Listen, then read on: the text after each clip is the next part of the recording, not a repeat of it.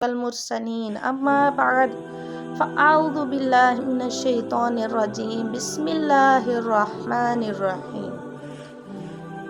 ناظرین، میں ہوں سعدیہ اشتیاق اور آپ دیکھ رہے ہیں سعدیہ اشتیاق اسلامک یوٹیوب چینل۔ تو ناظرین، انشاءاللہ عز و جل آج میں آپ کو بتاؤں گی کہ سحری کا وقت اصل میں کب ختم ہوتا ہے، کیونکہ ہم میں سے بہت سارے لوگ ایسے ہیں کہ انہوں نے یہ بات بنائی ہوئی ہے کہ سحری کا وقت اذان کے 10-15 منٹ کے بعد بھی ہوتا ہے۔ تو ایسا بالکل بھی نہیں ہے، اس گناہ سے بچیں۔ تو ناظرین، انشاءاللہ عز و جل امید کروں گی کہ آپ کو ویڈیو ضرور پسند آئے گی۔ ویڈیو اچھی لگی تو لائک کر دینا، کمنٹ سیکشن میں جا کے اپنی رائے کا اظہار ضرور کرنا، اور ساتھ ہی بیل کے آئیکن کو آل پر کرنا نہیں بھولنا، تاکہ جب بھی میری کوئی ویڈیو آئے تو آپ تک اس کا نوٹیفیکیشن پہلے پہنچ جائے۔ تو ویڈیو کا آغاز کرتی ہوں ناظرین کہ سحری کا وقت کب تک ہوتا ہے، کون سی اذان پر اختتام ہوتا ہے سحری کا وقت۔ تو ہمارے پیارے آقا علیہ الصلوۃ والسلام کے 2 مؤذن تھے۔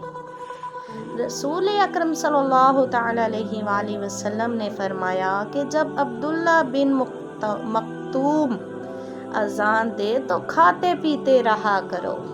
سبحان اللہ، کہ ہمارے پیارے آقا علیہ الصلوۃ والسلام کے 2 مؤذن تھے، ایک تھا عبداللہ بن مکتوم اور دوسرا حضرت بلال۔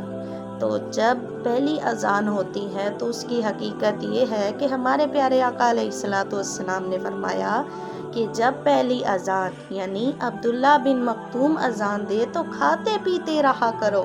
ان کا اذان دینے کا مقصد یہ ہے کہ جو لوگ سوئے ہوئے ہیں تو وہ اٹھ جائیں، اور جو لوگ تہجد پڑھ رہے ہیں تو ان کو معلوم ہو جائے کہ اب وقت تھوڑا رہ گیا ہے، اب سحری کر لیتے ہیں۔ اور اس کے بعد میرے آقا علیہ الصلوۃ والسلام نے فرمایا کہ جب بلال اذان دے تو اس وقت کھانا روک دیا کرو۔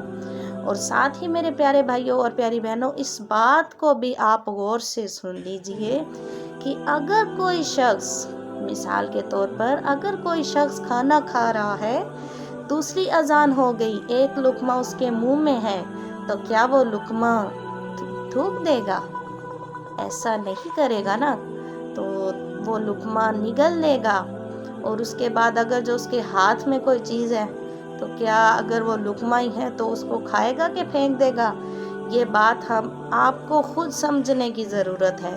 اور یہ جو ہم لوگوں میں سے بہت سارے لوگوں نے اس بات کو گڑھ رکھا ہے کہ اذان کا وقت جو ہے، اذان سحری کا وقت دوسری اذان کے بعد 10-15 منٹ ہوتا ہے، تو ایسا نہیں ہے۔ خدا را اس گناہ سے بچیں اور وقت پر سحر و افطار کریں، ٹھیک ہے؟ تو امید کروں گی ناظرین آج کی یہ ویڈیو آپ کو ضرور پسند آئے گی۔ ویڈیو اچھی لگی تو پلیز لائک کر دینا، کمنٹ سیکشن میں جا کے اپنی رائے کا اظہار ضرور کرنا، اور ساتھ ہی اپنی بہن کے چینل کو بھی سبسکرائب کر دینا، تاکہ جب بھی میرے پیارے بھائی اور پیاری بہنوں میری کوئی ویڈیو آئے اس کا نوٹیفیکیشن آپ تک پہلے پہنچ جائے۔